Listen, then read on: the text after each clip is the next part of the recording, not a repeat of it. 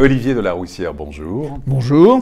Président de Vinci Immobilier. Avec vous, on va faire un tour d'horizon de l'actualité du marché de l'immobilier, mais également prendre connaissance des projets de Vinci Immobilier. Alors tout d'abord, il y a quelques jours, la FPI, la Fédération des promoteurs immobiliers, a livré sa note de conjoncture. Elle s'inquiète à la fois du recul des ventes de logements neufs, mais également des mises en vente, de problèmes de production de logements. Est-ce que ces signaux d'alerte sont justifiés ? Alors oui, il y a une véritable baisse des ventes, en tout cas pour un certain nombre de gens. Les mises en commercialisation ont baissé. Il y a des endroits où elles ont beaucoup baissé. Il y a en ce moment les statistiques qui sont en train de sortir selon les régions. Et on voit des mises en vente qui peuvent baisser jusqu'à 20%, ce qui est énorme. Et ça fait en sorte que les ventes aussi, elles, ralentissent puisqu'il y a moins d'offres, donc un peu moins de ventes possibles. Il y a aussi, alors c'est lié à différentes choses. Quels sont justement les freins qui expliquent ce recul de mise en vente et de production de logements neufs? D'abord, il y a une certaine frilosité au niveau de quelques maires, enfin de certain nombre de maires, pour aujourd'hui redélivrer des permis de construire, etc. La deuxième chose qui est réelle aussi, c'est toujours une grande pression sur les recours, avec les recours, même s'il y a eu une amélioration probablement un peu sur la rapidité à laquelle c'est jugé. Il n'y a pas encore d'effet, parce qu'on nous disait la loi Elan va régler, notamment va accélérer les procédures concernant les recours. Moi, je pense qu'il y a une amélioration, mais il y a beaucoup de recours. Il y a toujours beaucoup de recours. Ça c'est la première chose. Deuxièmement, il y a eu une augmentation des prix travaux. Cette augmentation des prix travaux, elle a entraîné aussi le fait que nous, on est obligé de prendre un peu de temps pour retrouver le bon prix. Voilà, donc ça fait plusieurs éléments qui font en sorte que les mises en commercialisation et les commercialisations sont parfois un peu ralenties. Ça concerne aussi l'Île-de-France, notamment la région Île-de-France. Ça concerne en gros à peu près toutes les régions. Chez nous, chez Vinci Immobilier, on est moins touché probablement que d'autres. Pourquoi ? Parce qu'on avait eu un développement très important au cours de ces dernières années et que ce développement nous permet d'avoir entre 3 et 4 années par rapport à ce qu'on écoule aujourd'hui de stock. Donc ça, c'est plutôt favorable, mais il n'en demeure pas moins qu'on constate un petit ralentissement. Pas au niveau des ventes à l'unité. Les ventes à l'unité chez nous sont bonnes. Elles sont bonnes, elles sont en augmentation. Sur une année, vous êtes en augmentation au niveau des ventes? On pense qu'on sera, enfin, on est en augmentation à ce jour et on pense qu'on sera en augmentation à la fin de l'année. On a un certain nombre de mises en commercialisation dont on parlait tout à l'heure qui doivent arriver tout au long du dernier trimestre. Et je pense que j'espère que ça aura un effet très positif sur nos ventes. Alors en matière de politique du logement, on sait que Vinci Immobilier, comme les acteurs de la promotion immobilière, s'adresse avant tout aux investisseurs privés, mais aussi aux primo-accédants. C'est-à-dire qu'on pense bien sûr au dispositif à la fois le Pinel et le prêt à taux zéro.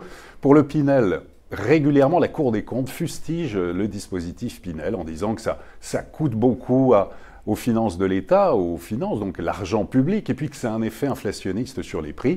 Récemment, il y a eu une étude du cabinet PrimeView, avec Pierre Sabatier notamment, qui était ici au Club Imo, qui disait en fait que si on supprimait demain, par exemple, le dispositif Pinel, eh bien la construction pourrait s'effondrer dans certaines régions. Alors, c'est très clair, le dispositif Pinel est depuis le départ un très bon dispositif. Ces histoires de coûts sont toujours mesurées d'une façon totalement différente. Moi, je considère, comme la FPI d'ailleurs, qu'en fait que le Pinel est un très bon système parce que quand vous additionnez tout ce qui vient des ventes de logements neufs, la TVA, les taxes, etc., qui sont très importantes, je crois qu'on couvre très très largement, et en fait de manière assez large, tout ce qui est impôts, enfin tout ce qui est financé, pardon, oui. Voilà. Donc ça, je pense que c'est pas un vrai problème, pardon pour la Cour des comptes, mais je pense que c'est pas un vrai problème. Le dispositif, s'il venait à s'arrêter brutalement, je pense que ça serait très dommageable, puisqu'on sait très bien qu'il y a deux trends de vente. Il y a le trend de vente des utilisateurs, des gens qui vont s'installer dans leur appartement, et le trend de vente des investisseurs qui sont nécessaires parce que si on n'achète pas un logement, il faut pouvoir le louer et il y a très peu d'investisseurs institutionnels qui sont encore sur le marché. Oui, typiquement des investisseurs privés, donc selon vous, qui a un rôle économique important, ils représentent quelle part chez Vinci Immobilier, par exemple, ceux qui achètent en Pinel, qui font une défiscalisation? Alors, ça dépend totalement des régions. Aujourd'hui, il y a un certain nombre de régions où on a des investisseurs, par exemple, qui sont à 70-80%. Sur les acheteurs à proprement parler. C'est Toulouse, Bordeaux, Bordeaux, ouais. Parce que ce sont des villes dans lesquelles il y a beaucoup d'afflux de population, et cet afflux de population, il faut le contenter, il faut le trouver des solutions, et tout le monde ne peut pas acheter un logement aujourd'hui. Donc je pense que ça serait très sensible, vraiment, y compris sur notre production.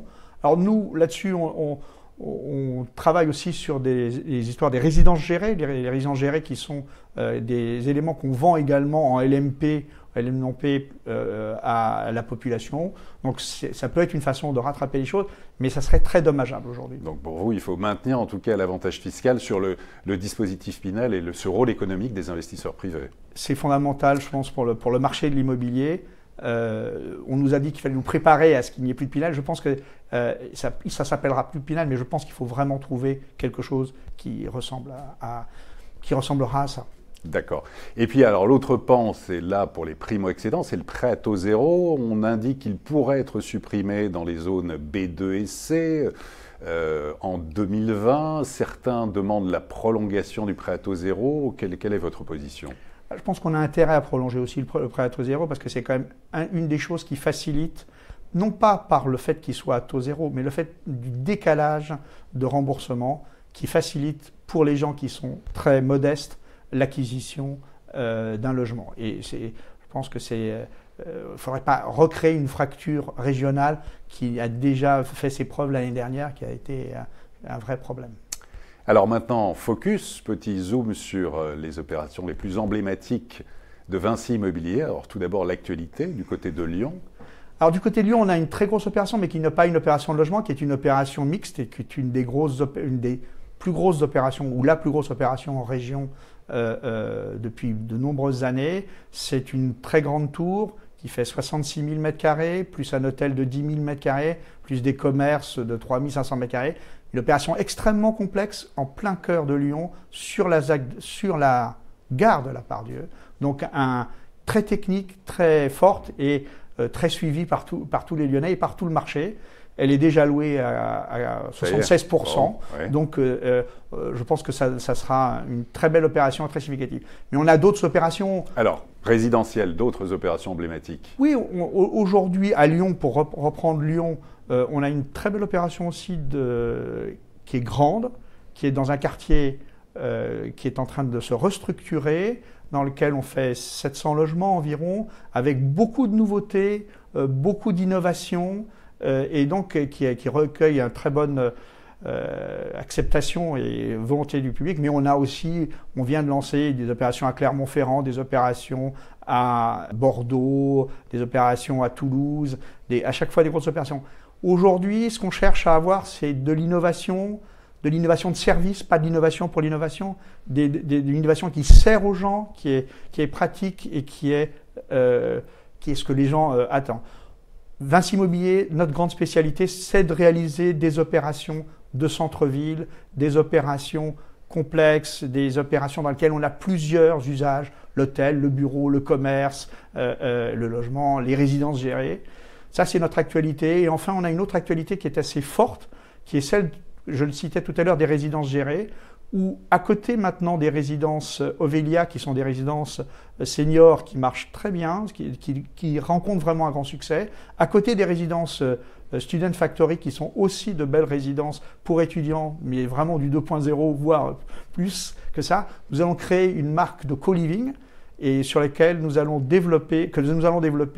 Et cette marque, aujourd'hui, nous avons 3 opérations cibles, une à Montpellier, une à Toulouse et une à Lyon, dans laquelle nous espérons montrer que ce modèle est un modèle qui peut marcher très bien.